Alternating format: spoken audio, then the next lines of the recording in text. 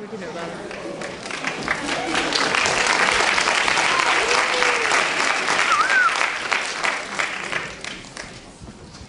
Good evening, ladies and gentlemen, and welcome to the 2010 production of the Vagina Monologues. We are this year's co-directors. I'm Samantha Horn. This is Liz DeCass and Kate Durrett. Welcome.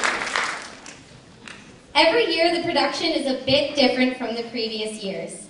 We hope that the first act will get you excited and motivated through these women's strong stories, and that our second act will encourage you to take action.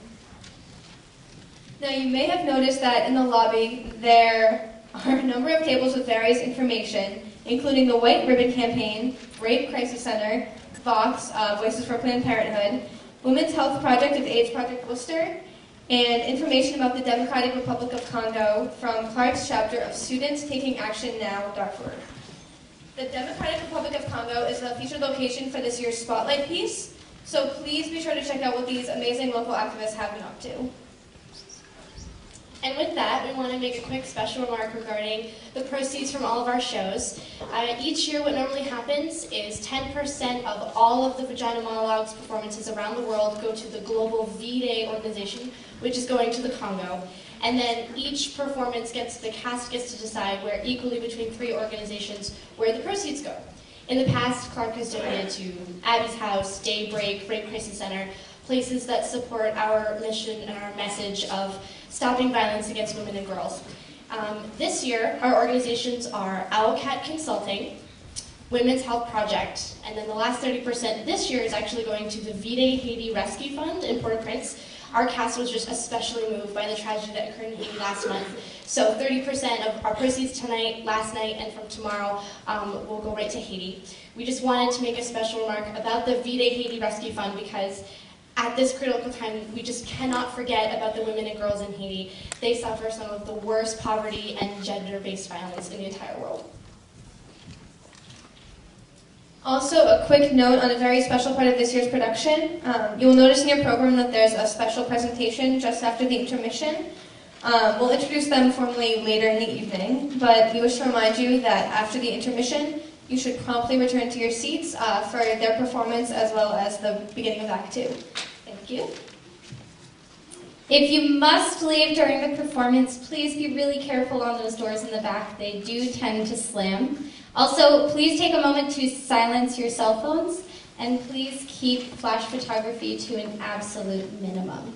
And with that, and actually, one more thing, if you can remember to recycle your programs unless you really, really, really want one, And one more thing, we have one quick error in our program. Our lighting assistant is not Christopher Machachi, but it's actually Juliet Copesworth. So thank you. And with that, enjoy the show!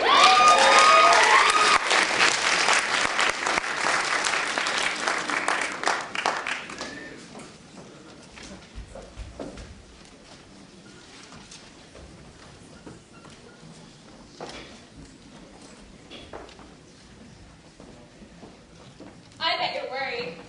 We were worried. We were worried about vaginas. We were worried what we think about vaginas. And even more worried that we don't think about them. We were worried about our own vaginas. They needed a context of other vaginas, a community, a culture of vaginas. There's so much darkness and secrecy surrounding them, like the Bermuda Triangle. No one ever reports back from there.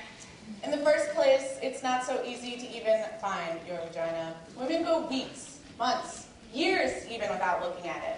A high-powered businesswoman was interviewed, and she said she was too busy. She didn't have time. Looking at your vagina, she said, is a full day's work. You have to get down there on your back, in front of a mirror that's standing on its own, full length of birth. You have to get in the perfect position with the perfect lighting, which is then shadowed somehow by the mirror or the angle you have. You get all twisted up. You're arching your back, killing your neck. You're exhausted by then. She said she didn't have time for that. She was too busy. So there were vagina interviews, which turned into vagina monologues. Over 200 women were interviewed. There were older women, younger women, married women, single women, lesbians, college professors,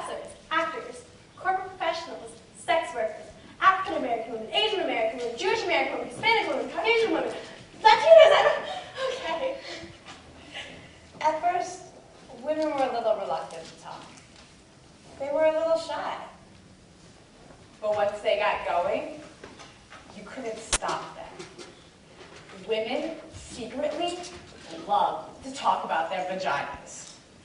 They get really excited. Mainly because no one's ever asked them before. Let's just start with the word, vagina. It sounds like an infection at best. Maybe a medical instrument. Hurry, nurse, bring me the vagina. Vagina. Vagina.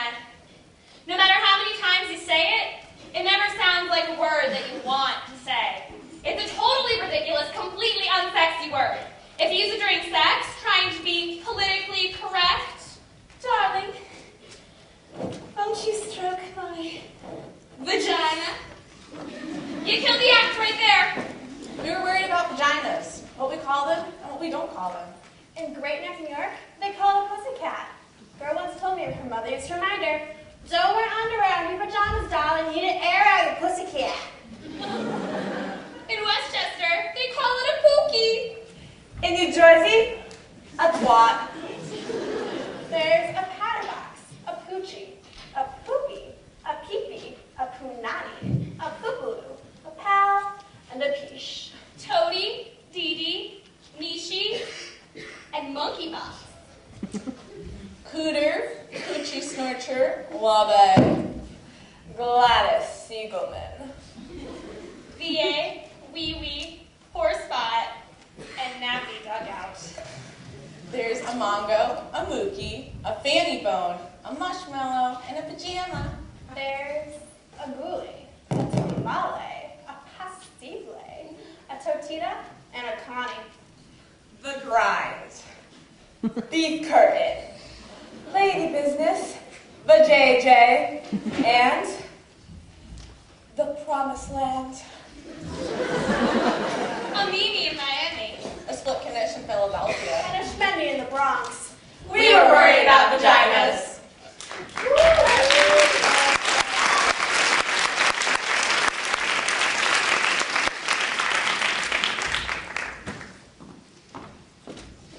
Some of these monologues are based on one woman's story. Some of these monologues are based on several women's stories surrounding the same themes. And a few times, a good idea becomes an outrageous one. This monologue is based on one woman's story. Although the subject came up in every interview and was often broad, the subject remained hair. You cannot love a vagina unless you love hair. Many people do not love hair. My first and only husband hated hair. He said it was cluttered and dirty. He made me shave my vagina. It looked puffy and exposed like a little girl. This excited him. When he made love to me, my vagina felt the way a beard must feel. It felt good to rub it and painful, like scratching a mosquito bite. It felt like it was on fire. There were screaming red bumps. I refused to shave it again. Then, my husband had an affair. When we went to marital therapy, he said he screwed around because I wouldn't please him sexually. I wouldn't shave my vagina. The therapist had a thick German accent and gasped between sentences to show her empathy. She asked me, why didn't I want to please my husband? I told her I thought it was weird. I felt little when my hair was gone down there, and I couldn't help talking in a baby voice, and the skin got irritated, and even calamine wouldn't help. She said, marriage is a compromise. I asked her if me shaving my vagina would stop him from screwing around. I asked her if she had many cases like this before. She told me, questions diluted the process. I needed to jump in. She was sure this was a good beginning. This time, when we got home, he got to shave my vagina. It was like a therapy bonus prize. He clipped it a few times. There was a little blood in the tub. He didn't even notice, because he was so happy shaving me. Then later, when my husband was pressing against me, I could feel his spiky sharpness sticking into me. My naked, puffy vagina. There was no protection. There was no fluff. It was then that I realized that hair is there for a reason. It's the leaf around the flower, the lawn around the house. You have to love hair in order to love the vagina. You can't pick the parts you want. And besides, my husband never stops screwing around.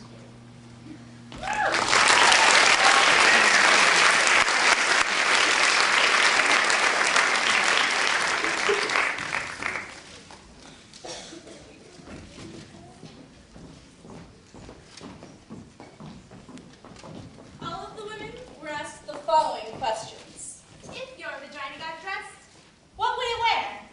glasses, a beret, a leather jacket, Silk stockings, mink, a pink boa. A male tuxedo, jeans, something form-fitting.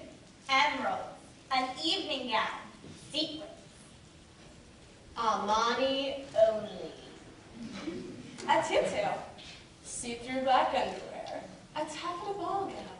something machine washable, a snuggie, a little black dress, tie-dye, Costume eye mask, purple velvet pajamas, Angora. a red bow, ermine and pearls, a leopard hat, A silk kimono. Sweatpants. A tattoo. an electrical shock device to keep unwanted strangers away, High heels. Lace and combat boots. Purple feathers, twigs and shells. black kicks, cotton, a pinafore, a bikini, a plaid flannel, a slicker. If your vagina could talk, what would it say? 2 words. Slow down! Do you need directions? Is that you? Feed me! I want. Nom nom. Oh yeah. Hey girl! Harder! Thank you, come again. Start again! No, over there. Lick me. Stay home. Ooh, brave choice. Think again. More, please. Embrace me. Let's play. Don't stop! More! Remember me? Come inside. Not yet. Oh, Mama. Yes, yes. Rock me. Check, please. Enter at your own risk. Oh, God! Thank God.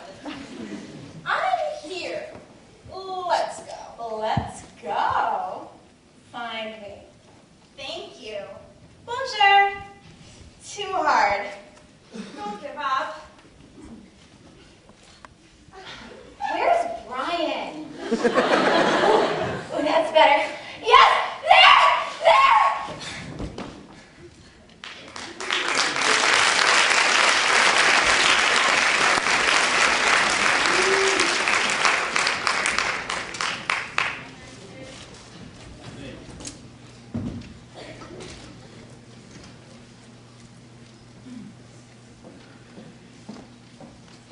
Yeah, Julia.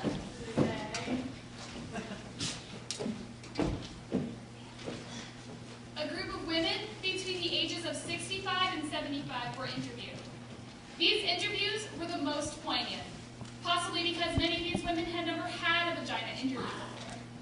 One woman who was 72 had never even seen her vagina. She washed herself in the shower and bath, but never with conscious intention. She had never had an orgasm. At 72, she went into therapy, as we do in New York, and with the help of her therapist, she went home one afternoon by herself, lit some candles, played some music, took a bath, and got down with herself. She said it took her over an hour because she was arthritic. But when she finally found her clitoris, she said she cried. This monologue is for her.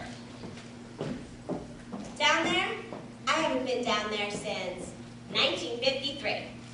No, it has nothing to do with Eisenhower. No, it's a cellar down there. It's very damp, clammy. You don't want to go down there. Trust me, you get sick. Suffocating. Very nauseating. Smell the clamminess and the mildew and everything. Whew, smells unbearable. Gets in your clothes. No, there was no accident down there. It didn't blow up or catch on fire or anything. It wasn't so dramatic. I mean, well, never mind. No, never mind. I can't talk to you about this. What's a smart girl like you going around talking to old ladies about their down there's for? Anyways, when I was a girl, we didn't do this type of thing. What? Jesus, okay. Well, there was this boy, Andy Leftkoff. He was cute. Well, I thought so. He was tall, like me, and I really liked him. He asked me out for a date in his car. I can't talk to you about this. I can't do this, talk about down there. You just know it's there, like the cellar. There's rumbles down there sometimes. You can hear the pipes, and things get caught there, little animals and things. And sometimes it gets wet, and people have to plug up the leaks.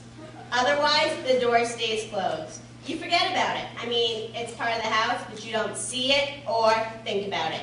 Every house needs a cellar, though, because otherwise the bedroom would be in the basement.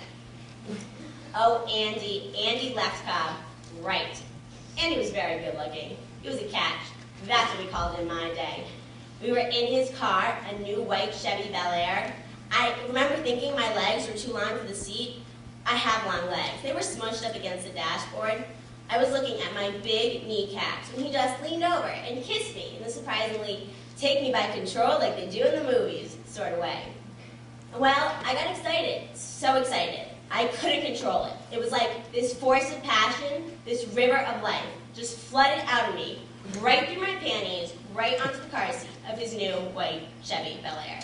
It wasn't pee, and it was smelly. Well, frankly, I didn't smell anything, but Andy said it smelled like sour milk, and it was staining his car seat. I was a stinky, weird girl. I tried to explain that I wasn't normally like this, that his kiss had caught me off guard. I tried to wipe up the flood with my dress.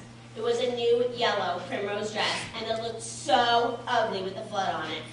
Andy drove me home without saying another word, and when I got out and shut the door, I closed the whole store, locked it, never opened for business again. I dated some after that, but the idea of flooding made me too nervous. I never even got close again. I used to have dreams, crazy dreams. Oh, they're dopey. Why? Burt Reynolds. I don't know why. He never did much to me in life, but in my dreams, it was always Burt and I, Burt and I, Burt and I. It was always the same general dream. We'd be out, Burt and I. It was some restaurant like the kind you see in Atlantic City, all big with chandeliers and stuff, and thousands of the waiters with the vests. Burt would give me an orchid corsage. I'd pin it on my blazer. We'd laugh. We were always laughing, Burt and I. Laughing. We'd eat shrimp cocktail. Huge shrimp. Fabulous shrimp. We'd laugh more. We were very happy together. Then, just as he was about to kiss me, he'd look into my eyes and pull me to him in the middle of the restaurant, and the whole restaurant would start to shake. Pigeons would fly out from under the table. I don't know what the pigeons were doing there. And the flood would come straight from down there. It would pour out of me. It would pour and pour.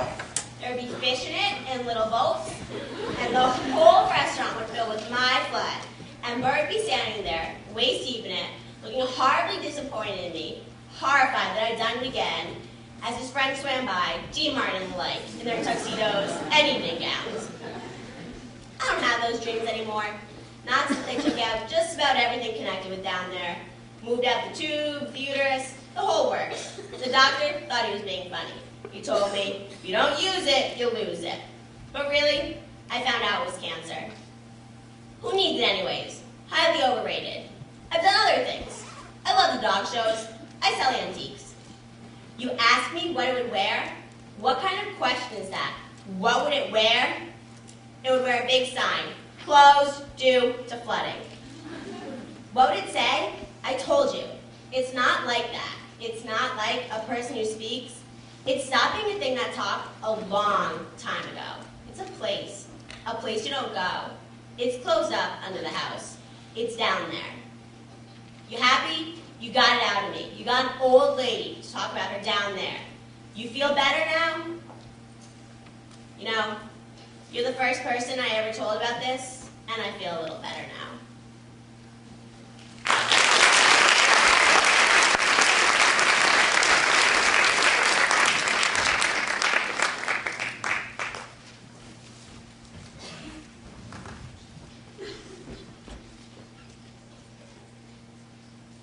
My vagina is a shell. A round, pink, tender shell, opening and closing, closing and opening. My vagina is a flower, an eccentric tulip. The center acute and deep, the scent delicate, the petals gentle but sturdy. I did not always know this. I learned this in the vagina workshop. I learned this from a woman who runs the vagina workshop, a woman who believes in vaginas, who really sees vaginas, who helps other women see their own vaginas by seeing other women's vaginas. In the first session, the woman who runs the workshop asked us to draw a picture of our own unique, beautiful, fabulous vagina. That's what she called it. She wanted to know what our own unique, beautiful, fabulous vagina looked like to us. One woman who was pregnant drew a big red mouth, screaming with coins spilling out. Another, very skinny woman, drew a big serving plate with a kind of Devonshire pattern on it. I drew a huge black dot with little squiggly lines around it. The black dot was equal to a black hole in space, and the squiggly lines were meant to be people or things, or just your basic atoms that got lost there. I had always thought of my vagina as an anatomical vacuum, randomly sucking up particles and objects from the surrounding environment. I did not think of my vagina in practical or biological terms. I did not, for example, see it as something attached to me. In the workshop, we were asked to look at our vaginas with hand mirrors. Then, after careful examination, we were to verbally report to the group what we saw. I must tell you that up until this point, everything I knew about my vagina was based on hearsay or invention. I had never really seen the thing. It had never occurred to me to look at it. It seemed so reductive and awkward looking at it like we were in the workshop on our shiny blue mats with our hand mirrors. It reminded me of how the early astronomers must have felt with their primitive telescopes. I found it quite unsettling at first, my vagina. Like the first time you see a fish cut open and discover this whole other bloody complex world inside, right under the skin. It was so raw, so red, so fresh. And the thing that surprised me the most was all the layers. Layers inside layers, opening into more layers. My vagina amazed me. I couldn't speak when it came my turn in the workshop. I was speechless. I had awakened to what the woman who ran the workshop called vaginal wonder. I just wanted to lay there, on my mat, my legs spread, examining my vagina forever. It was better than the Grand Canyon, ancient and full of grace. It had the innocence and freshness of a proper English garden. It was funny, very funny. It made me laugh. It could hide and seek, open and close. Then the woman who ran the workshop asked how many women in the workshop had had orgasms. 2 women tentatively raised their hands. I didn't raise my hand, but I had had orgasms. I didn't raise my hand because they were accidental orgasms. They happened to me. They happened in my dreams, and I would wake in splendor. They happened a lot in water, mostly in the bath, once in Cape Cod. They happened on horses, on bicycles, sometimes on the treadmill at the gym. I did not raise my hand because, although I had had orgasms, I did not know how to make one happen.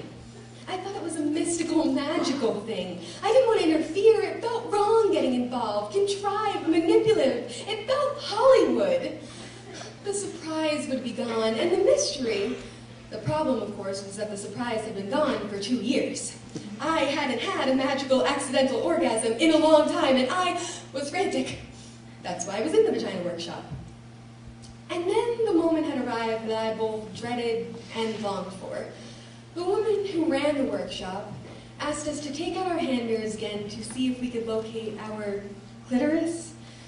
We were there, the group of us women, on our backs, on our mats, searching for our spots. our locus, our reason, and I don't know why, but I started crying.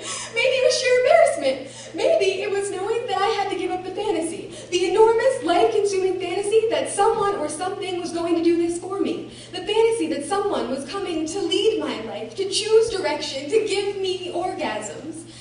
The panic I felt, the simultaneous terror and realization that I had avoided finding my clitoris, had rationalized it as mainstream and consumerist because I was in fact terrified that I did not have a clitoris, terrified that I was one of those constitutionally incapables, one of those frigid, dead, shut-down, dry, apricot-tasting bitter. Oh my God!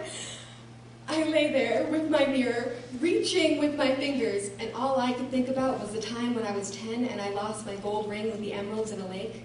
How I kept diving over and over to the bottom of the lake, running my hands over fish and bottle caps and slimy stuff, but never my ring. The panic I felt, I knew I'd be punished. The woman who ran the workshop saw my insane, scrambling, sweating, and heavy breathing. She came over. I told her, "It's gone, it's gone, I've lost my clitoris, I shouldn't have worn it swimming." The woman who ran the workshop laughed. She calmly stroked my forehead. She told me my clitoris was not something I could lose.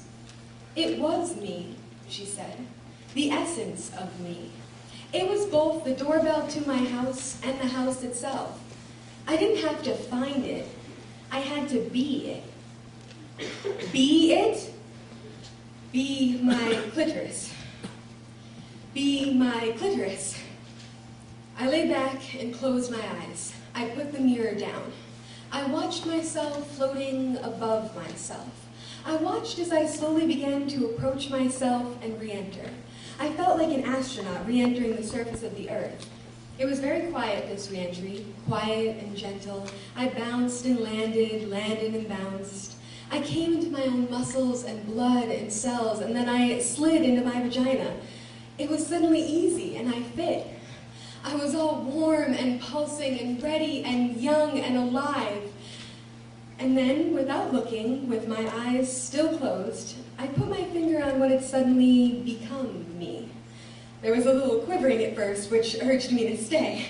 Then the quivering became a quake, an eruption, the layers dividing and subdividing. The quaking broke open into an ancient horizon of light and silence, which opened into a plane of music and colors and innocence and longing, and I felt connection, calling connection, as I lay there thrashing about on my little blue mat.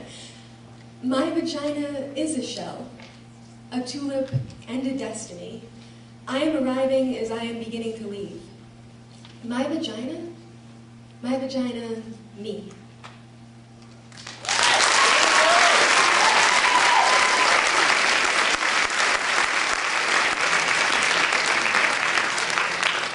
This is a vagina happy fact. This fact is brought to you by Women, an Intimate Geography by Natalie Enge. The clitoris is pure in purpose. It's the only organ in the entire body designed for pleasure. The clitoris is simply a bundle of nerve fibers, 8,000 nerve fibers. Yeah, to be precise. That's a higher concentration of nerve fibers than found anywhere else in the male or female body, including fingertips, lips, and thumb. And it is twice the number on the penis. Who needs a handgun? You got semi-automatic.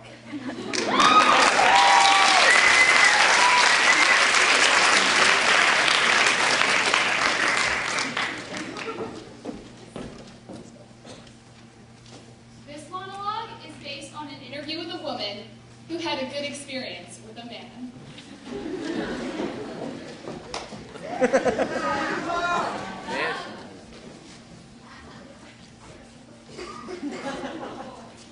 This is how I came to love my vagina.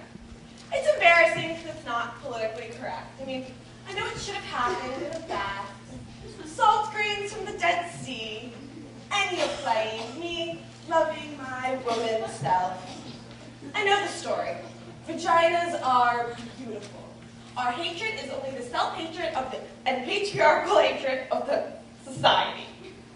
Right? Something like that. Whatever. I mean, we grew up in a culture. We were taught fat thighs were beautiful. And I'll be pounding down milkshakes and Krispy Kremes, lying on our backs, spending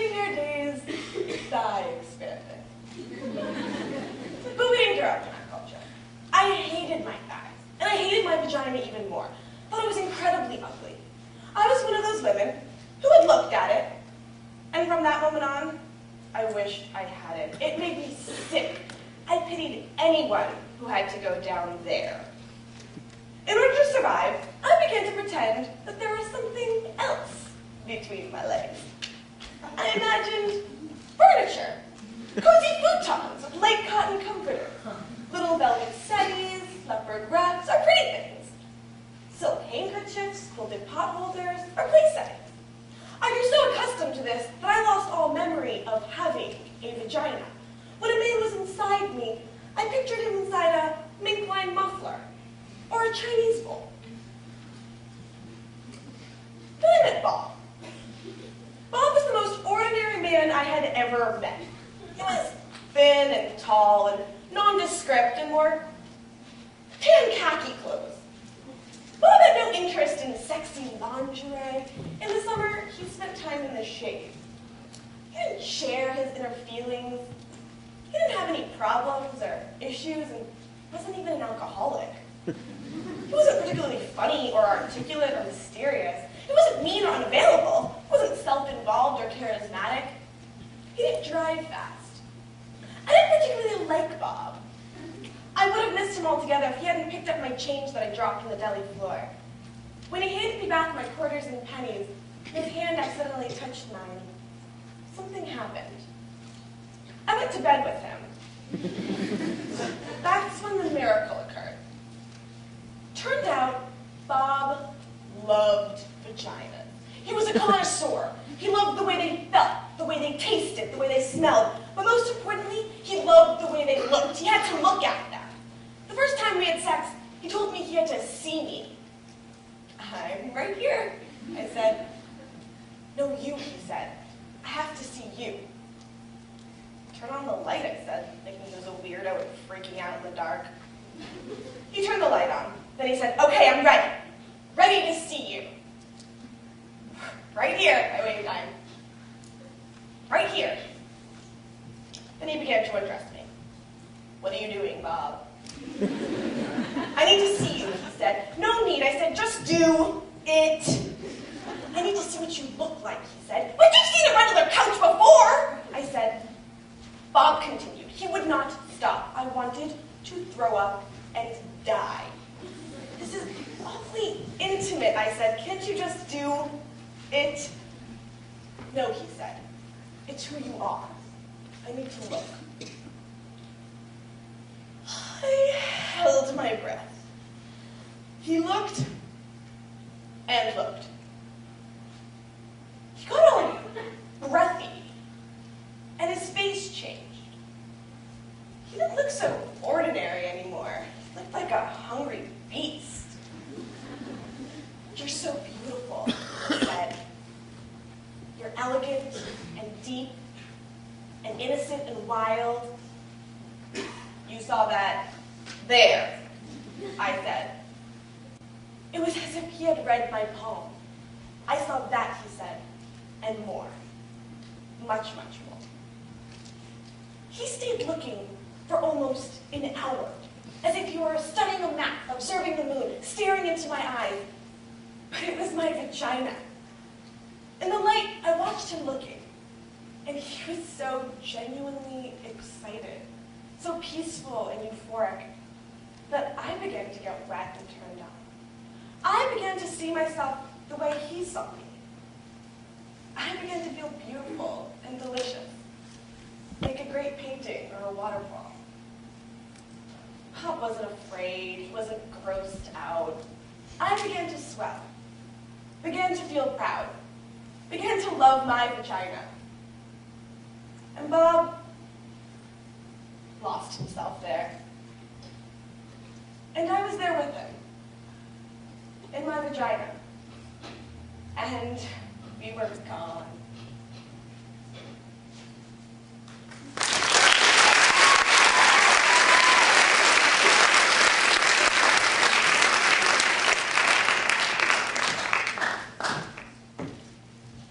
This is a not-so-happy fact found in UNICEF's 2005 report. Female genital mutilation and Female genital mutilation has been inflicted on over 130 million girls and young women. In the 28 countries where it's practiced, over 3 million young girls a year can expect the razor, a knife, a glass shard to cut their clitoris or remove it altogether. In a man, this would range from amputation of most of the penis to removal of all of the penis. Short-term results include hemorrhages, tetanus, cuts in the urethra, bladder, and vaginal walls. Long-term results: chronic uterine infection, increased danger and agony during childbirth, early death.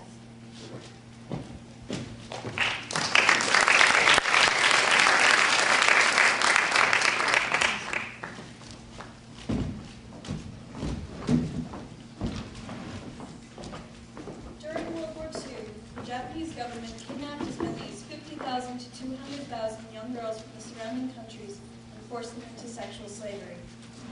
These girls were called the comfort women. Today, the comfort women are between the ages of 70 and 90 years old, and as they are slowly dying off, their wish is for an official apology from the Japanese government acknowledging what was done to them.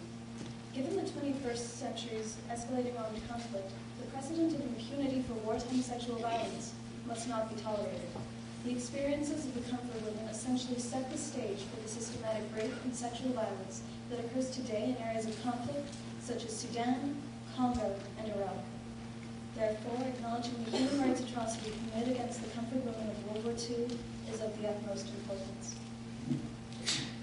In 2007, V-Day witnessed a huge victory when our efforts, in conjunction with many others, resulted in the U.S. House of Representatives passing a formal resolution calling for this apology from Japan, which has not yet been granted.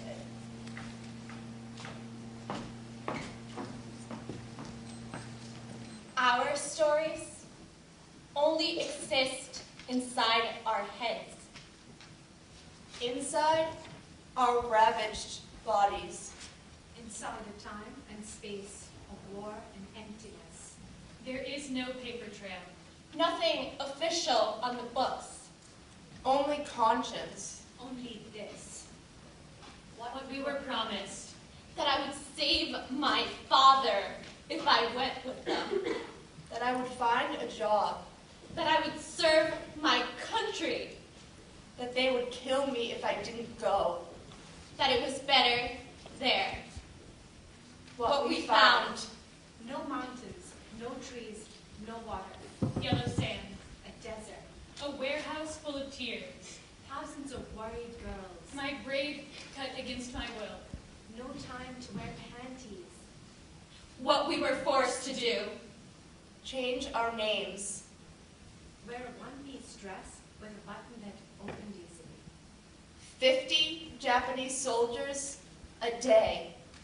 Sometimes there would be a ship of them. Strange, barbaric things. Do it even when we bleed. Do it young before we started bleeding. There were so many. Some wouldn't take off their clothes. Some just took out their penis. So many men, I couldn't walk. I couldn't stretch my legs. I couldn't bend. I couldn't. What they did to us over and over. Cursed, spanked, twisted. Tore bloody inside out. Sterilized, drugged, slapped, punched.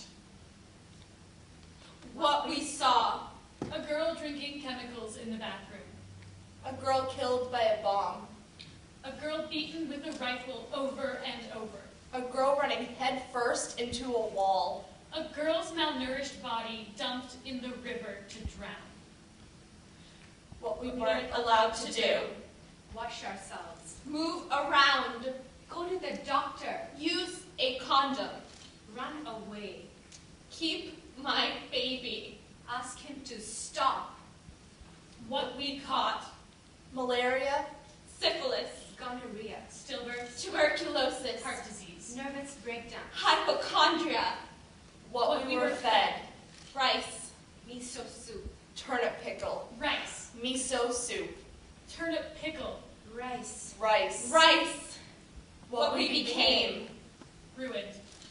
Tools. Infertile. Holes. Bloody. Meat. Exiled. Silenced. Alone. What we were left with. Nothing. A shocked father who never recovered and died. No wages. Scars. Hatred of men. No children. No house. A space where a uterus once was. Booze. Smoking. Guilt. Shame. What we got called. Ianfu. Comfort women. Shigyofu. Women of indecent occupation. What we felt. My chest still trembles. What got taken. My springtime. My life. What we are. 74. 79. 84. 93. Blind. Slow. Ready. Outside the Japanese embassy every Wednesday. No longer afraid. What we want. Now soon. Before we're gone. And our stories leave this world. Leave our heads. Japanese government, say it. Please. We are sorry, comfort women. Say it to me. We are sorry to me. We are sorry to me. To me. To me. To me. Say it. Say sorry. Say we are sorry. Say me. See me. Say it. Sorry.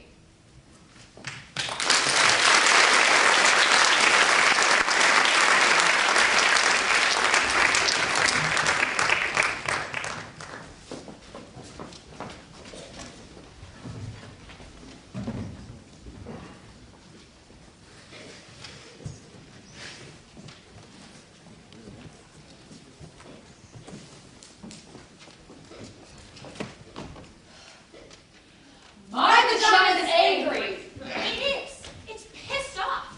My vagina is furious and needs to talk. It needs to talk about all this shit. It needs to talk to you. I mean, what is the deal? An army of people out there thinking of ways to torture my poor-ass, gentle, loving vagina?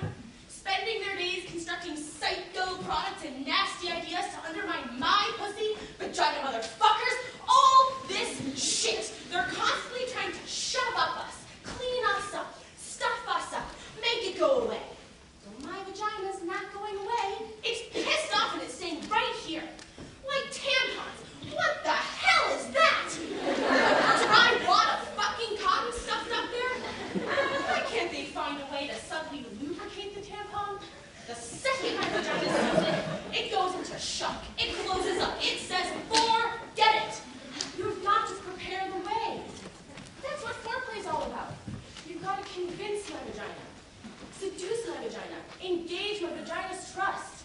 You can't do that with a dry wad of fucking cotton. Stop shoving things up me.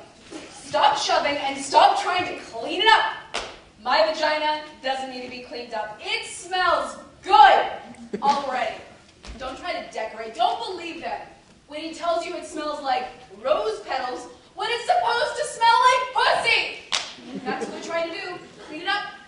Make it smell like a garden or bathroom spray. All those douches. Floral, berry, rain. I don't like pussy to smell like rain. All cleaned up like washing a fish after you cooked it. I want to taste the fish. That is why I ordered it. Then there's those exams. Who thought those up? There has got to be a better way to do those exams. Why the scary paper dress that scratches your tits and crunches when you lie down so you feel like a wad of paper someone just threw away? Why the rubber gloves? Why the flashlight all up there like Nancy Drew working against gravity? Why the Nazi steel stirrups? The mean cold ducklets they shove inside you? What is that? My vagina is angry about those visits. It gets defended weeks in advance. It won't come out of the house. Then you get there. Don't you hate that? Scoot down. Relax your vagina. Why? So you could shove some mean cold ducklets up there? I don't think so. Why can't they find some nice, delicious purple velvet and wrap it around me? lay me on some nice feathery cotton spread, put on some friendly pink or blue gloves, rest my feet on some fur-covered stirrups, warm up the duck lips, work with my vagina. But no, more tortures. Dry water, fucking cotton, cold duck lips, and thong underwear. That's the worst, thong underwear. Who thought that up? Moves around all the time, getting stuck up in your crusty butt.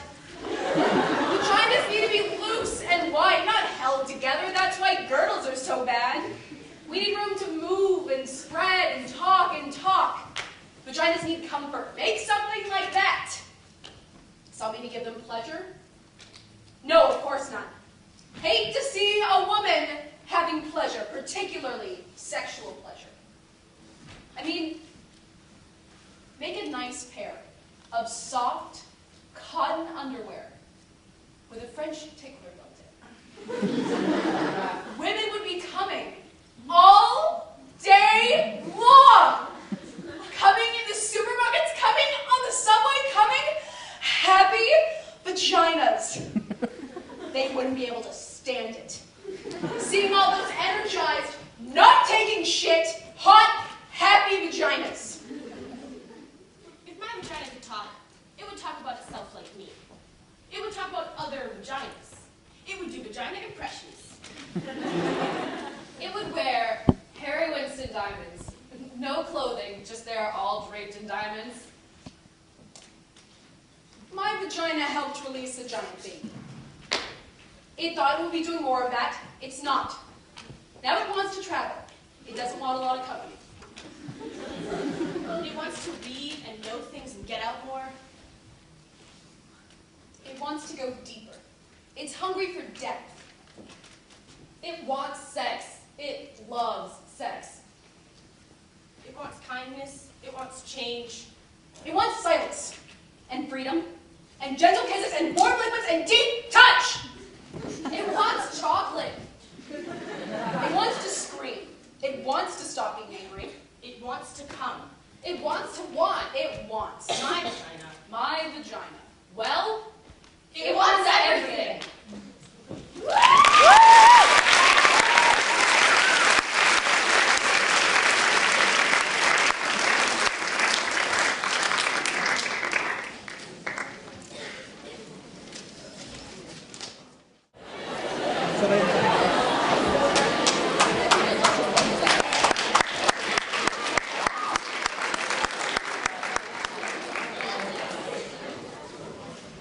Welcome back.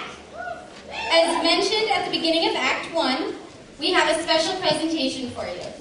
You will notice in your program that this presentation is performed by men. Now, you may or may not know this, but men are not usually a part of the vagina monologues. However, Clarkies have recently been asking, why not? After all, how can we have an evening that discusses women without discussing men? In this recent Clark custom, we have invited 3 male students, our V-men, to perform pieces which add the male voice to our evening and our message. This year's V-men are Daniel Gilbert,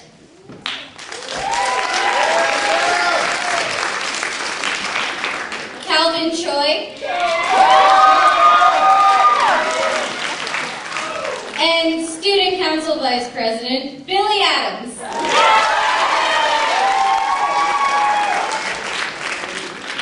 And Student Council Presidential Candidate. Their collaboration as a whole is meant to represent the strong, tender, fierce voices of every man who stands up to stop violence against women and girls. Exactly. We are honored to have them as part of our cast. Please welcome them with a huge round of applause.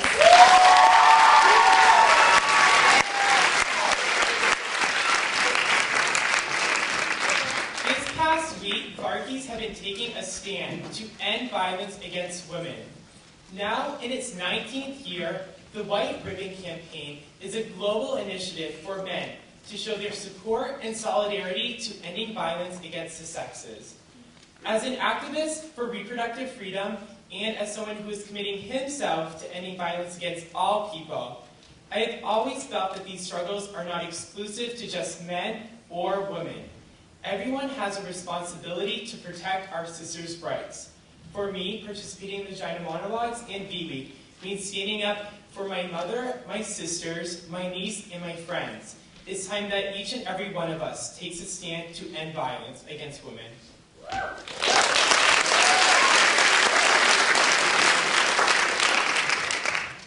Hey, psst. I'm going to tell you a story, but you can't tell anybody, okay? Otherwise I'm going to get in big trouble. Okay, well, I was staying up past my bedtime yesterday. I was playing my Game Boy. I was playing Pokemon. That game was really fun. And while I was playing, I heard noises from outside. I heard shouting. It was Mommy and Daddy. They were shouting very loudly. And after a while, it got really, really quiet. So I took my blankets and I crawled over to the door. And then, from the little crack, I peeked out. And all I could see was Mommy just crying and crying.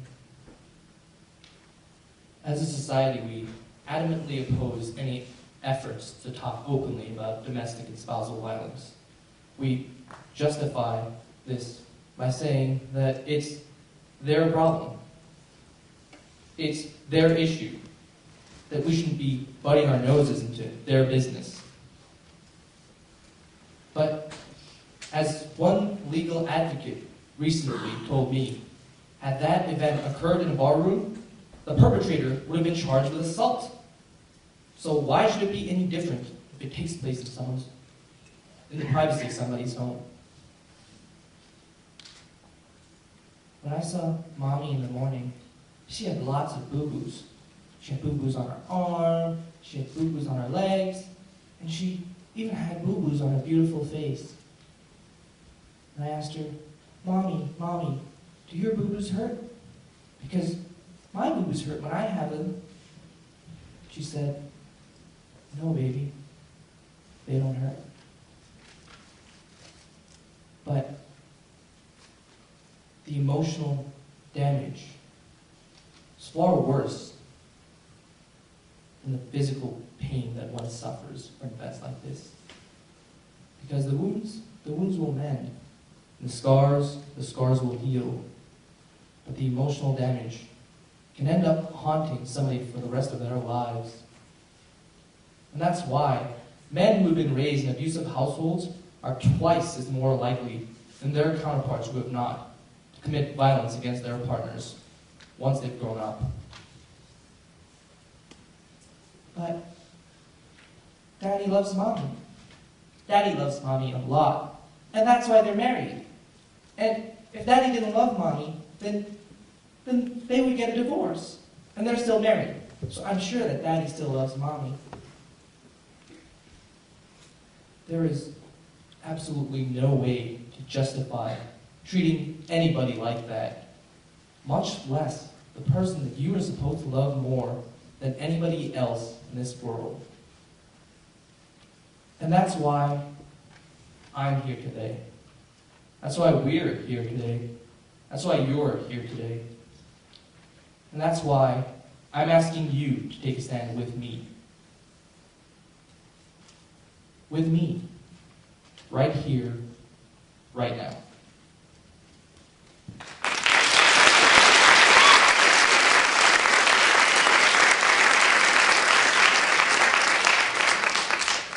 I dated this girl once. We met in Latin class. Nerdy, right? I made her laugh, she smiled. She was smart, my kind of gal. It was cute, like something from the movies.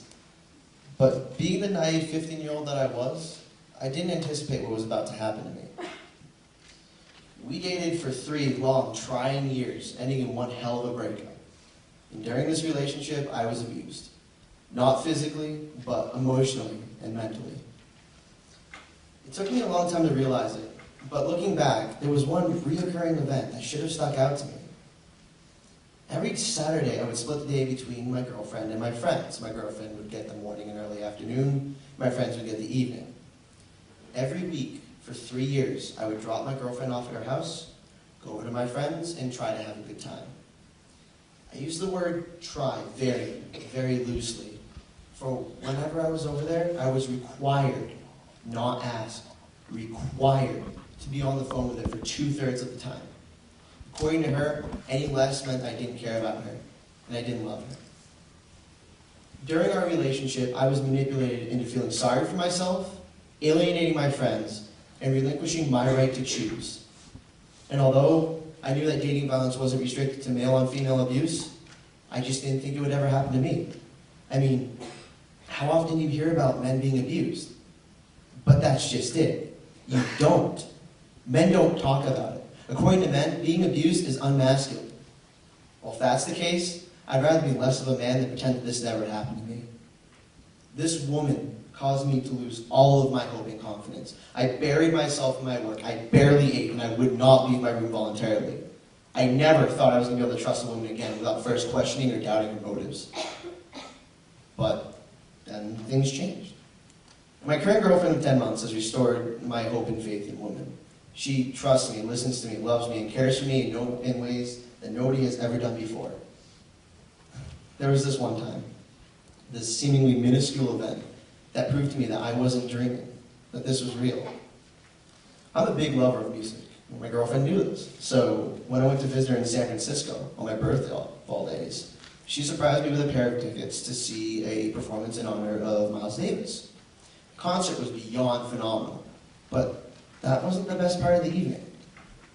During one of the last songs, I looked over at her to see her smiling at me, not listening to the music, just smiling. And then it clicked. I knew that she didn't like jazz music as much as I did, but she did the one thing nobody had ever done before. She put me in front of her, and she cared. And I've been in love with her ever since. Now, my story can relate to anyone. Both men and women can be the survivors of dating violence as well as the abusers. And although the statistics are scary, we, men and women alike, have to hold on to our hope and faith in each other. There are a lot of good people out there, so don't let those who hurt you ruin your potential love.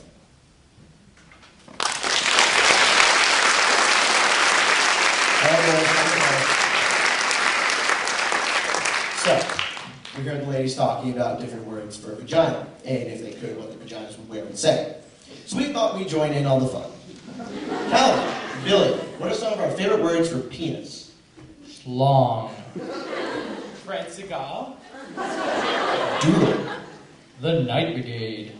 Trouser Snake. The Master of Ceremonies. The New York Post. The Giving Tree. Bazooka. Dinky. Twinkie. Sigmund Cougar Freud. Boner, Pecker, Pee-Pee. Wee Wee, Woody, Willie, and the Wedding Tackle? Manhandle, Master Sword, Magic Stick. Disco Stick, Dick, and Donald Pumps. Gochu, which in Korean means penis. Cock. Johnson. Yummy. Sausage. Mr. Goodwrench. Alright, that's enough. So if your penis could get dressed, what would it wear? A rising sun headband, a kimono, and a samurai sword. A vest, a cane, a fedora hat. Mardi Gras beads and aviators. A zoot suit. Toga, toga. Dolce & Gabbana. Whipped cream, a kilt, and my favorite hat. A Dallas Mavericks jersey, basketball shoes, and a banana hammock. A beret, a rain jacket, and flip-flops. Boxers. Briefs. Boxer briefs. A male chastity belt. A condom, a Of course. A leotard? A hoodie? Calvin and Hobbes underwear? A white ribbon? A cape? Commando. Alright guys, enough. Now, if your penis could talk, what would it say? 2 words. More, please. Banzai!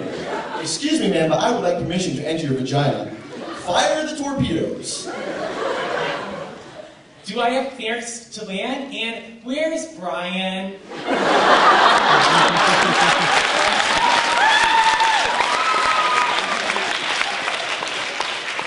He shoots, he scores.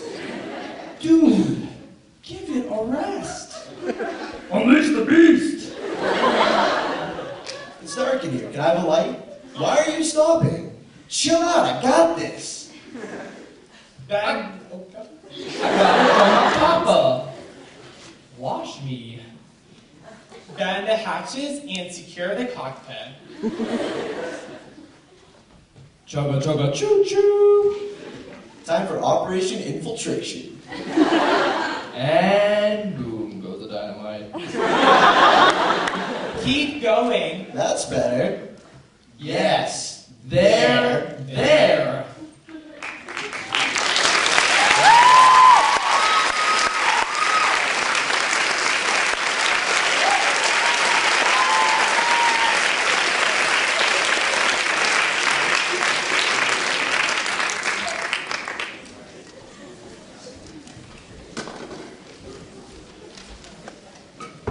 Bosnian women refugees were interviewed during the war in Yugoslavia, in refugee camps and centers.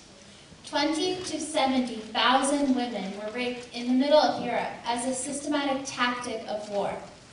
It was shocking to see how little people did to stop it. But then again, in the United States each year, 200,000 women are raped, which is another kind of war. This monologue is based on one woman's story. We do it tonight for that woman and the extraordinary women of Bosnia and Kosovo.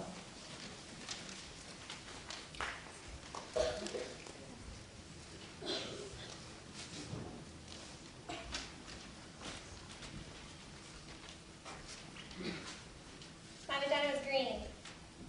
Water soft pink fields, cat wooing, sun resting, sweet boyfriend touching lightly with a soft piece of blonde straw. There is something between my legs. I do not know what it is. I do not know where it is. I do not touch. Not now. Not anymore. Not since. My vagina is chatty.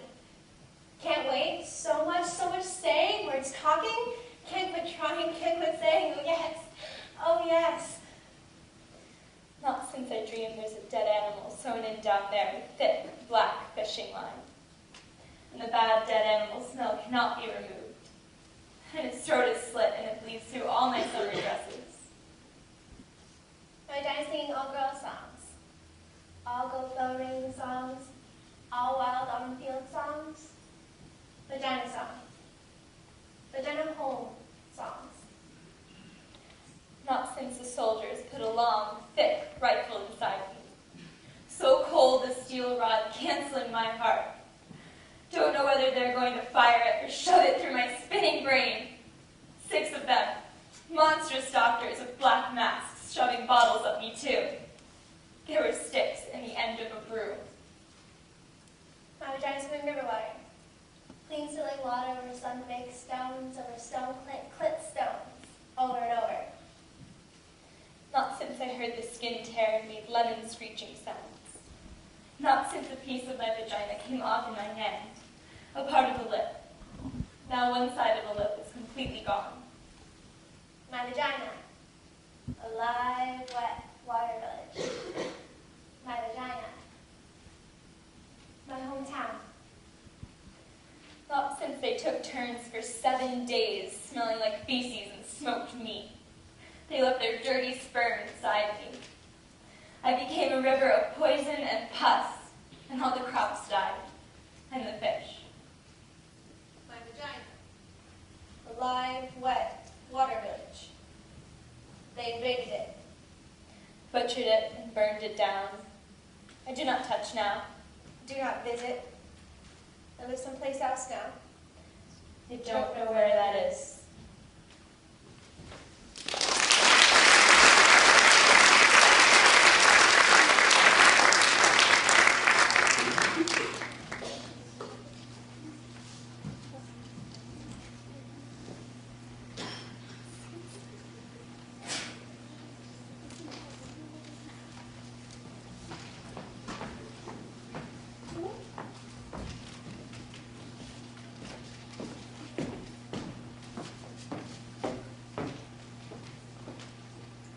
In hundreds of interviews with homeless women over the course of 13 years, only one woman was not sexually abused as a little girl or raped as a young woman. For many of these women, home is a very scary place, a place they have fled. The shelters are ironically the first places many would ever find safety, protection, or comfort. This is a woman's story as she told it. What isn't in the story is the fact that this woman met another woman in a shelter, and they fell in love. And through their love, they both got out of the shelter system.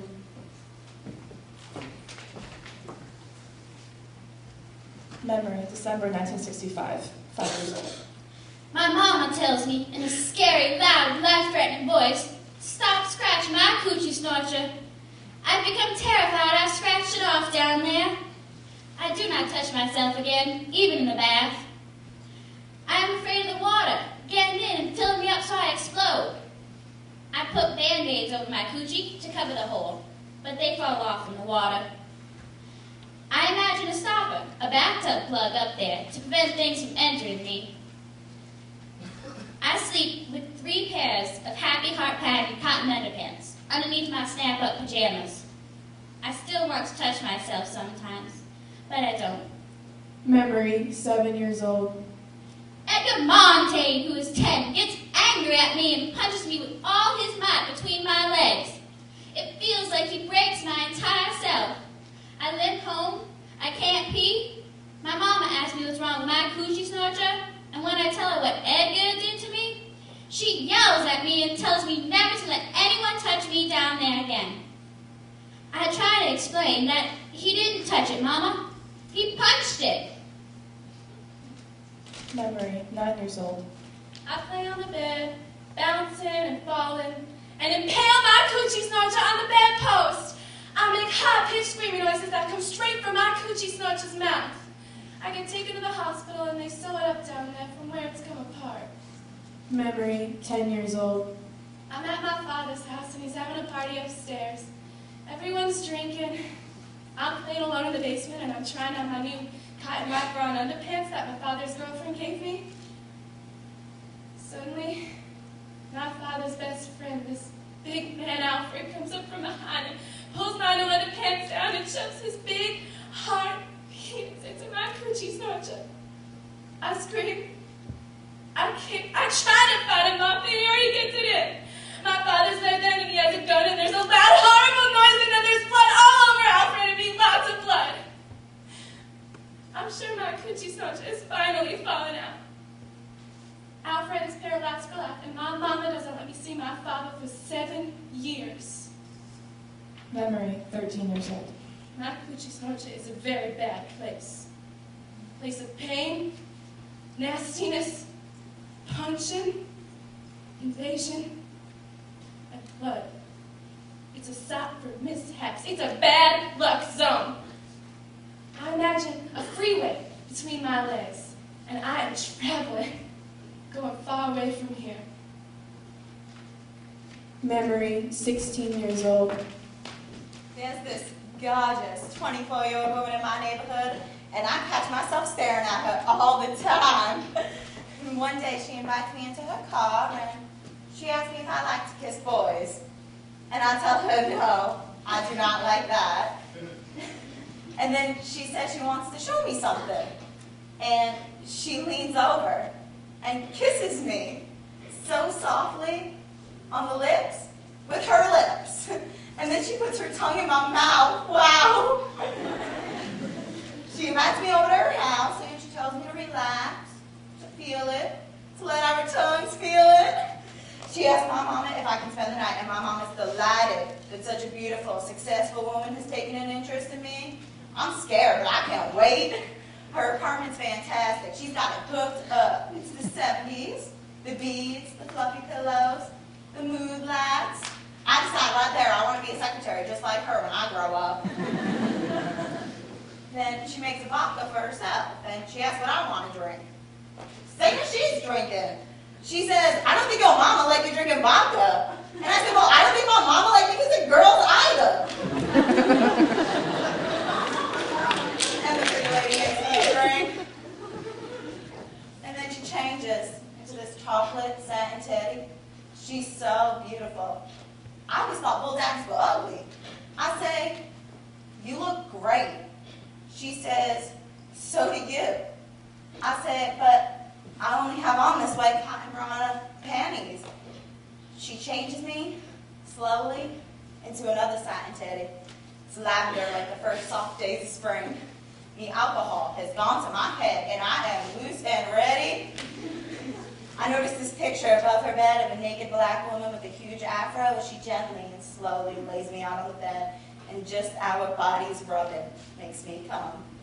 And then she does everything to my coochie that I always thought was nasty before, and wow, I get so hot, so wild. She says, your vagina, untouched by a man, feels so nice, so fresh. Wish I could keep it that way forever. I get crazy wild, and then the phone rings. And of course it's my mama. I'm sure she knows. She always catches me at everything. I'm breathing heavy. I try to act normal when I get on the phone. She says, what's wrong with you? You been running? I say, no, mama. Just exercising. And she has the beautiful lady get on the phone, and she tells her to make sure that I'm not around any boys. And the beautiful lady tells her, trust me, there are no boys around here. Afterwards, she teaches me everything about my coochie. She shows me all the different ways to give myself pleasure. She's very thorough. She has me play with myself in front of her.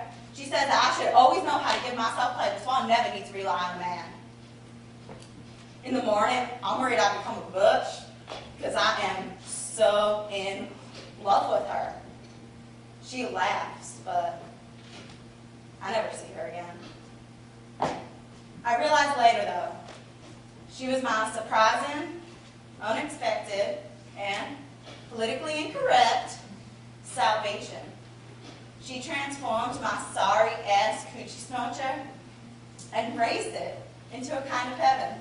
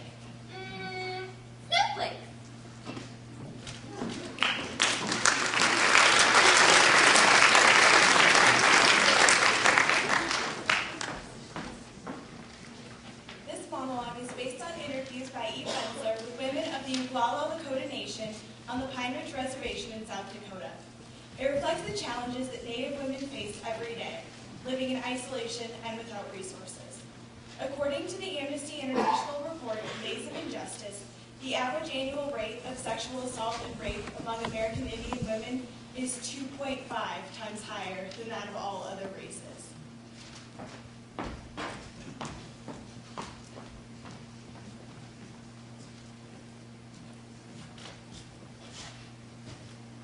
He wanted to go out.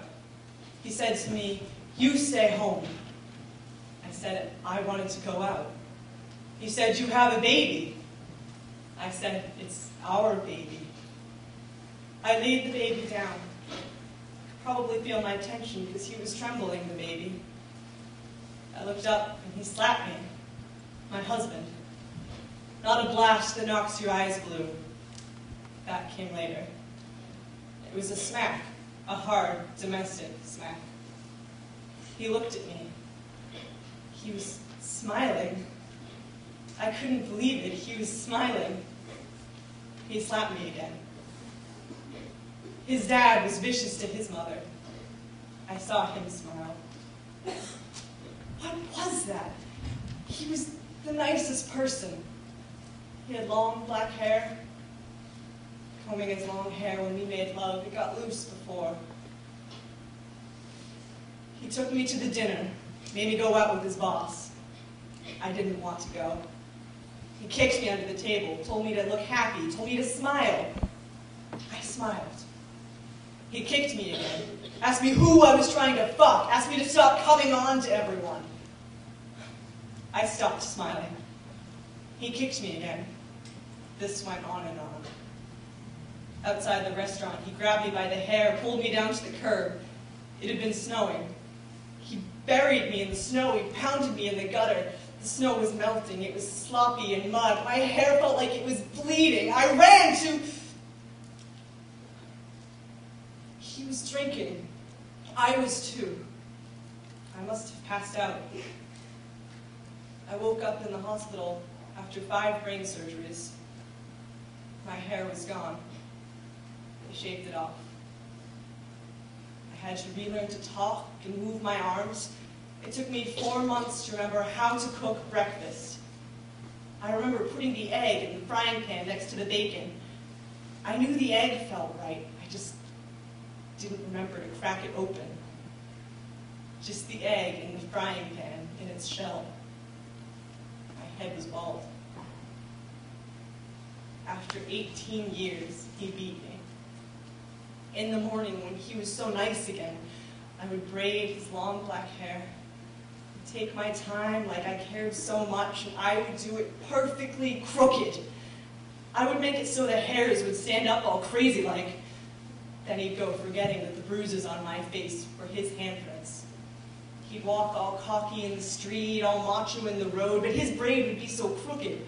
I looked so stupid and wrong. This shouldn't have made me that happy. Just really shouldn't have made me that happy.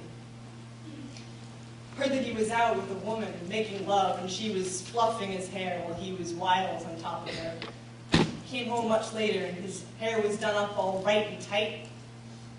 Passed out from drinking, and I got up with scissors as he snored, and slowly walked up to him and just cut the braid off, completely off, and put it in his hand so that when he woke up, he screamed, "What the fuck? I'm gonna kill you!" And he jumped up, but I had tied his shoes together so he couldn't run. I didn't go back to him for 3 years, till I knew his hair had grown out. I didn't want to have sex with him. He was drunk. I was just a piece of meat to him, a big hole. I tried to pretend I was asleep. He elbowed me, jerked me, pulled me up. I remember thinking, just get it over with. He was soft and kept pumping and pumping until I got sore. I said it didn't feel good. He said, "Who were you with? Was he bigger than me? Did you like it?" Like a mouse with a lion, you have to move fast to the door. He picked me up like I was a rag. His eyes were numb. I could hear my son screaming. His mouth was open and his tonsils. I could see his tonsils. My husband beat the shit out of me. He wrapped my long black hair around his hand and pulled my head. I tried to get to my son. "That's not your son," he said, holding my hair in his hand. "That's not your son anymore." Now he calls me in the middle of the night, weeping. He didn't mean to beat his wife. He didn't mean to batter her. He's suicidal. He knows what his mother went through. He can't stop, my son. They took our land. They took our ways. They took our men. We want them back.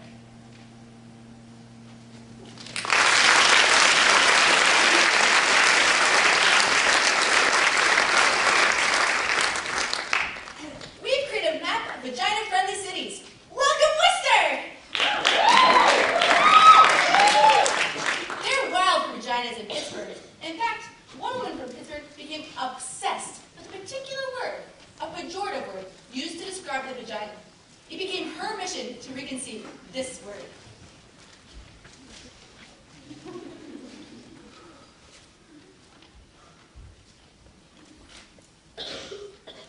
I call it cunt. I've reclaimed it. Cunt. I really like it. Cunt. Listen to it.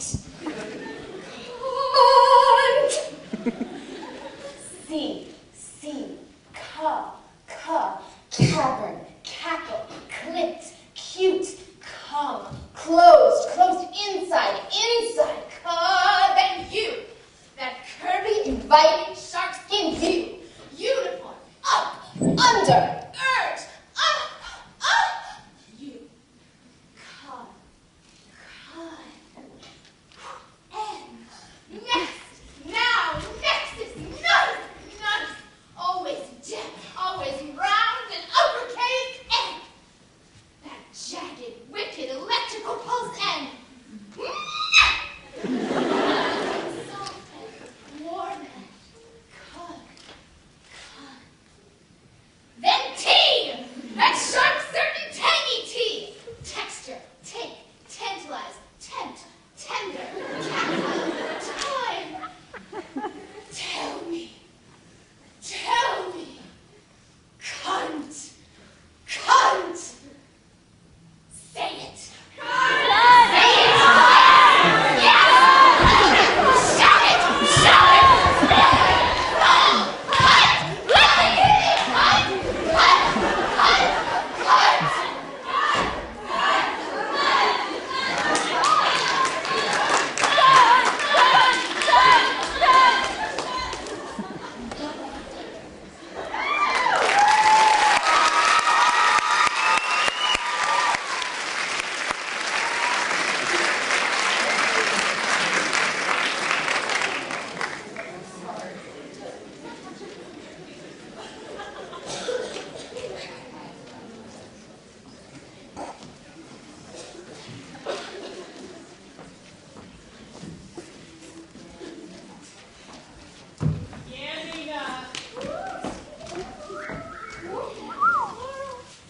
Sex workers have rich, compelling, complex relationships with their vaginas.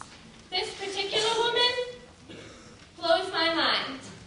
She was a sex worker, but she only did sex work for women.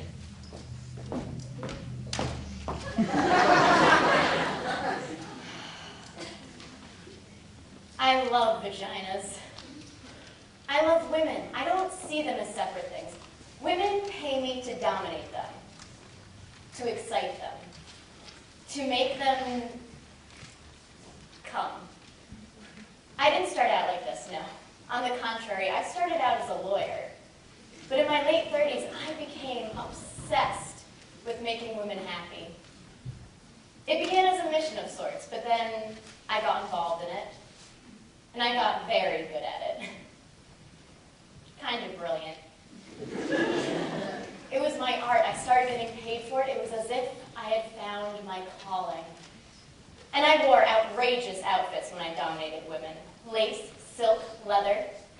And I used props, whips, chains, handcuffs, dildos. There was nothing like this in tax law. There were no props, no excitement, and I hated those blue corporate suits.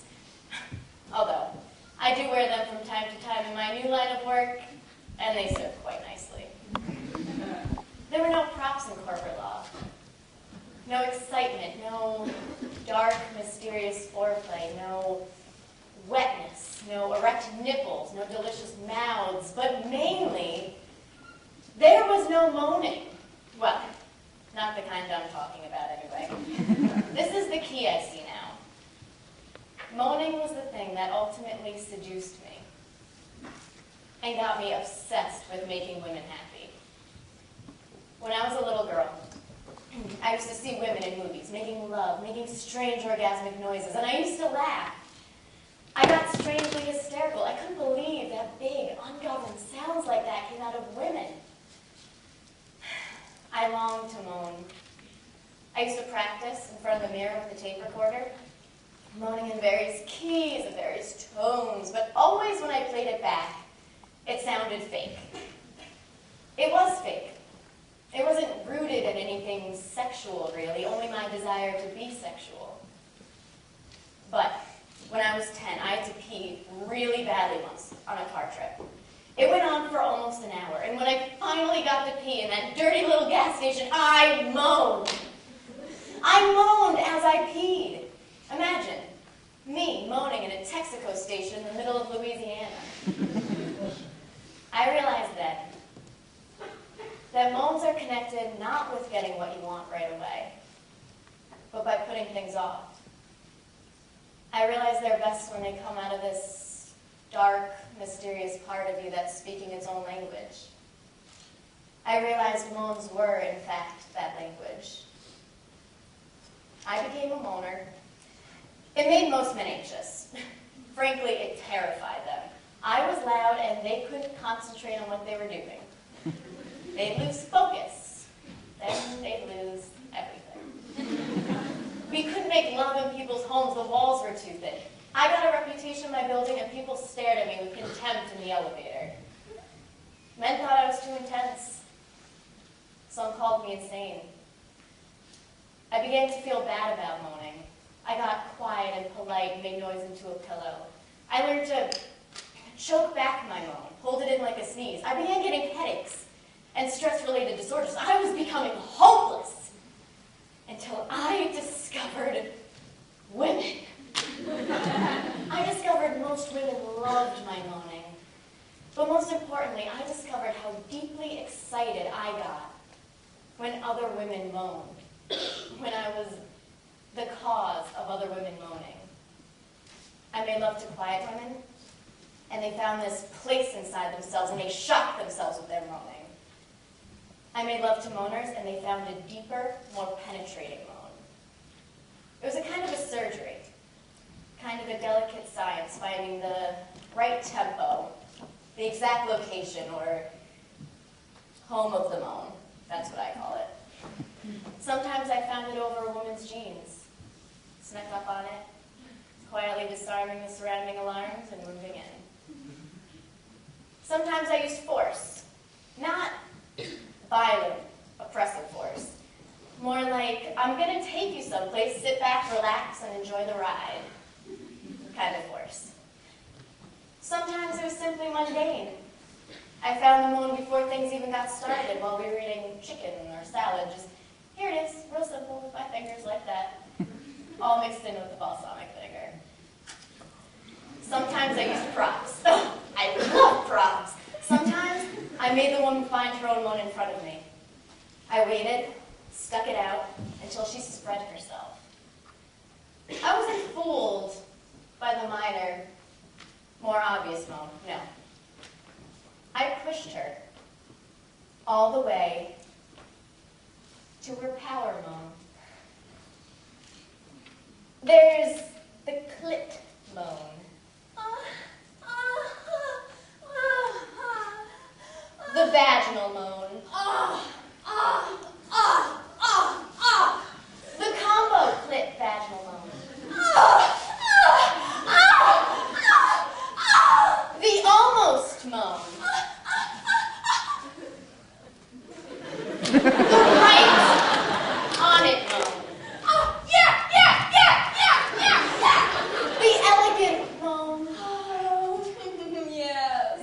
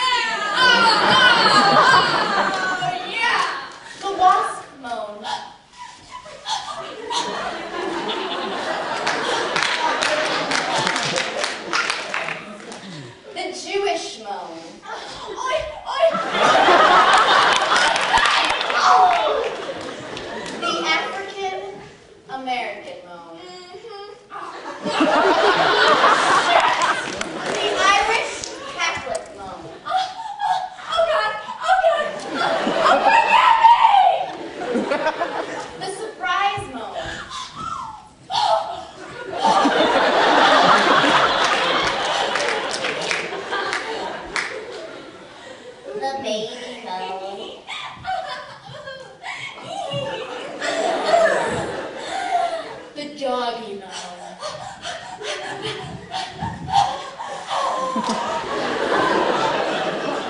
The uninhibited, militant, bisexual moan. Oh, yeah! Fuck me, girl! The machine gun moan.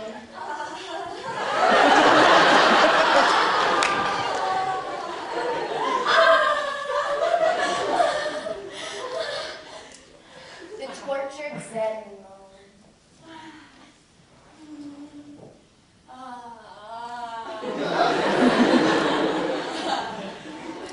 The diva moan.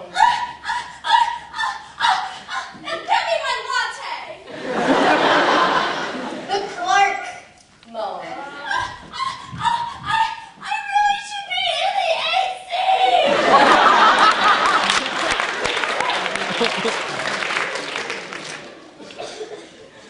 And finally, the surprise triple orgasm moan.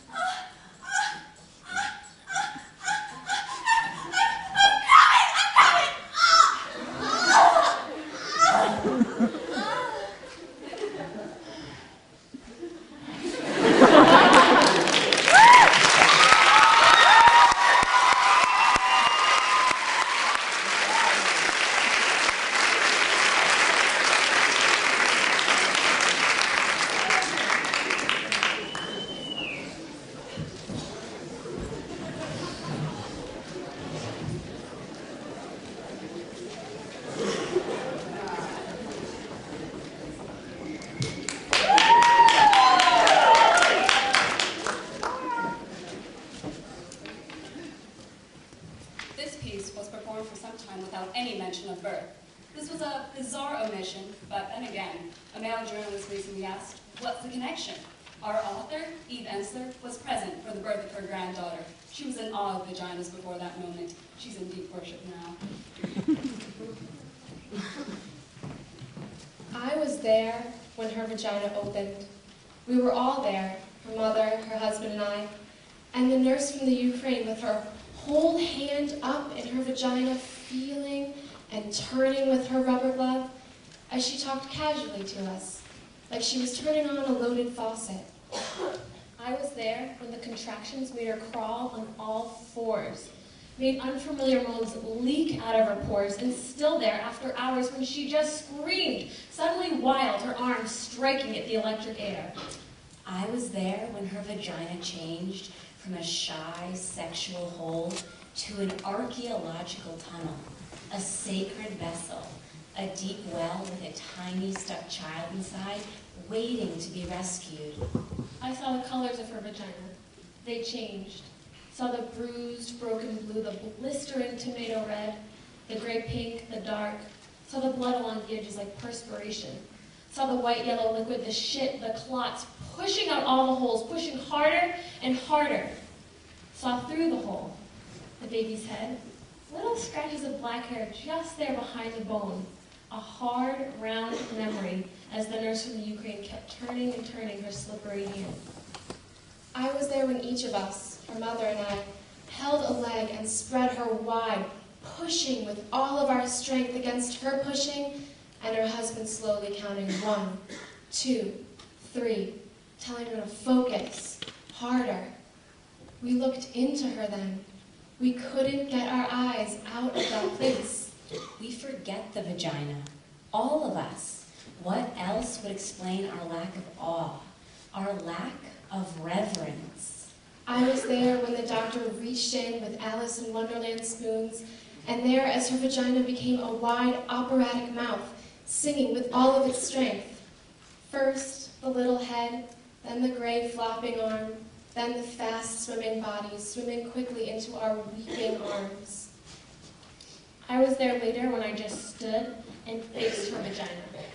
I stood and let myself see her all spread, completely exposed, mutilated, swollen, and torn, bleeding all over the doctor's hand who was calmly sewing her there. I stood, and her vagina suddenly became a wide, red, pulsing heart. The heart is capable of sacrifice. So is the vagina. It can forgive and repair.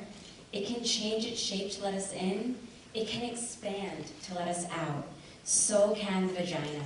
It can ache for us, stretch for us, die for us, and bleed us into this difficult, wondrous world.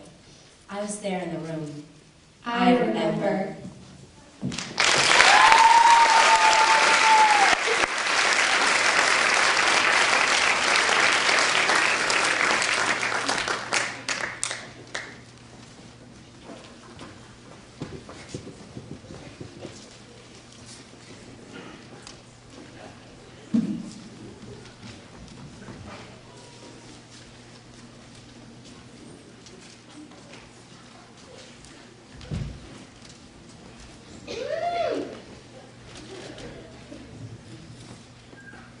B-Day's 2010 Spotlight campaign focuses on girls and women in the Democratic Republic of Congo. In the Congo, an economic war has been fought for the last 13 years by mainly outside militia who are hungry for Congo's vast mineral resources. These minerals make their way into the hands of Western corporations and ultimately our electronics. World leaders and international bodies stand by, knowing what is happening but failing to act. The war in Congo is the deadliest conflict since World War II. Close to 6 million have been killed, millions have been displaced. The atrocities being perpetrated against girls and women in the DRC are nothing less than a femicide, the systematic destruction of the female population. Advocates on the ground approximate that 500,000 women and girls have been raped and sexually tortured.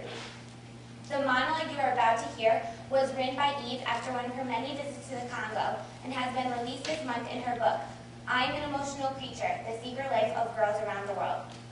I Am an Emotional Creature is an inspiring call to action for girls everywhere to stand up, follow their dreams, and become the women they were always meant to be. Like the Vagina Monologues, it will be a vehicle for girls to get activated and engaged through V-Girls, the next escalation of the V-Day movement. Here is a teenage girl's guide to surviving sex slavery. I live in Bukavu, Democratic Republic of Congo, but I think this guide applies to any girl, anywhere in the world. People ask me all the time how I survived. It wasn't that I was smarter or even stronger than anyone else. I didn't even know what I was doing. It was just something inside me couldn't go alone. My friends, they got taken the same time as me. I don't think we will ever get them back. Rule number 1, get over that girl thing. This can't be happening to me. When it happens, and trust me, it happens to thousands of us, you will not believe it. You will think, these are just crazy soldiers, fooling around. They must be bored or something. They couldn't be hurting me, grabbing my arms and legs, all rough like this, throwing me into their truck. Your brain will start telling you things. These are soldiers from my own country. They are old enough to be my father. They know better than this. They are here to protect me. This will be confusing. It will make you feel stupid. It will make you feel like what is happening is not really happening. It will make you feel like you did something wrong. I watched my best friends, Elisa, Esther, and Sawadi. We were on holiday. We took the boat together from Bukavu to Goma. We were joking around a lot on the lake. Lake Kivu, it's a really huge lake. It takes 5 hours to cross it. We were drinking bananas and making fun of Esther's big, crazy hair. We were going to Vagmon to swim and hang out. We went shopping, so Wadi bought these gold shoes. I remember thinking I wanted them too, but I didn't want her to think I was copying her. As we walked out the store and down the street, it didn't seem real. We were just shopping, and now these crazy soldiers, that's why they didn't run. I wanted to run, but I didn't want to leave them. When we tried to refuse, that's when we got how serious it was. One of the soldiers, the real big one, started beating Elisa, and she was screaming. My best friends were all screaming and crying. I got very quiet. That's what I do. I wasn't going to let those soldiers know anything. That leads to. Rule number 2, never look at him when he is raping you. He will call your name in that grating, craving voice. He will beg you to look. He will turn your head with his big, rough, dirty hands. Never move your eyes to his. Close them if you have to. He is nothing. He isn't even there. He is a teeny, tiny, meaningless speck. He doesn't even exist. Rule number 3, build a hole inside yourself and climb into it. He will be on top of you. He will be old enough to be your father. He will smell like the woods, alcohol, and marijuana. He will hold his hand over your mouth. You are a virgin. You are only 15. He will remind you that no one is coming. Imagine you are dancing. Think of your favorite song. Feel your mother braiding your hair. Feel her kindly, roughly braiding hands. Hear her calling your name, Marta, Marta, Marta. Rule number 4, never ever open any door to him. Reject the food he brings you. Refuse to eat his stupid fish. Tell him your family would never eat fish out of the water. When in public, he will want you to smile and act like a proper wife. Even though he is married to someone else, never smile. Roll on the ground in the ugly, expensive tailor-made pange he brings you. Never laugh at his jokes. He will be shoving himself into you. He will do this 2 or 3 times a day. It will not be painful after the first 20 times.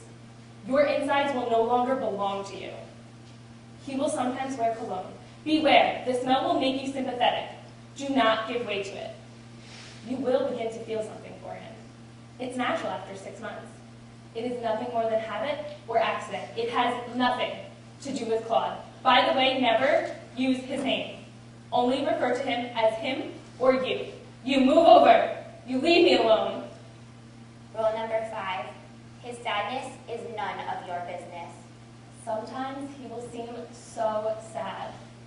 All the bad things he has seen and done, you will feel bad for him. You will feel everything he feels and doesn't feel. You have been his slave for almost 2 years. You will start to think there is no one else. This is your life. He will be the only person who ever loves you. When you start vomiting one morning, you will be sure he has poisoned you. Then it will pass, and it will happen again, and slowly you will realize you are pregnant with his baby. He will tell you if you even think of aborting it. He will kill you. Refuse to take care of his baby. Rule number 6, it doesn't matter if you get caught. Better die trying to be free. When the opportunity reveals itself, flee. Count on miracles. When you run, you will take your baby because deep down you know she's yours. You will take her clothes and nothing else. You will start to run and your legs will be strong, like a strong person's legs, and you will think clearer and better than you have ever thought before. And you will hear your mother calling, Marta, run, run, run! And you will make the bus at the exact right moment, and you will not look out the window because you know the 4 guards who have watched you like a hawk for 2 years are already there, but you are in your hole and no one can see you. And you will hide with your baby inside a wall in your cousin's house, the place you would have stayed on your holiday, and Claude will come with the 4 other men and search and destroy everything, and your baby will not cry, and you will be invisible. And the next day you will make it to the boat, and as it is pulling from the shore, you will not be breathing. You will see him and the other men on the dock asking and looking for you, and someone will point to the boat, and you will know he has found you, even though you are deep inside your hole. And the captain of the boat will suddenly be standing next to you, and he will ask you one single question. How old are you? And you will talk like it is the first time you've talked, and you will be surprised at how loud and crazy your voice sounds, and you will say things like, I am 17. He took me when I was 15. He raped me every day, 3 times a day. He gave me diseases and made me pregnant. If you turn this boat back, I will throw myself into the lake. I will drown myself. I'll be okay dead as long as I never have to see him again. I will take his baby with me. And the captain will put one hand on your shoulder, and you will see a light in his eyes that you will identify as pity, and he will not turn back. Rule number 7. Do not feel guilty about how happy you feel when you hear he is dead. After 6 months, back in your beloved Bukavu, you will run into 2 soldiers from the camp, and they will be surprised at how well you look, and they will tell you that Claude got killed. And you will say God did something good, and at that moment milk will pour into your breasts, and you will love your baby. I went on vacation for 2 days. I didn't come back for 2 years. Rule number 8. No one can take anything from you if you do not give it to them.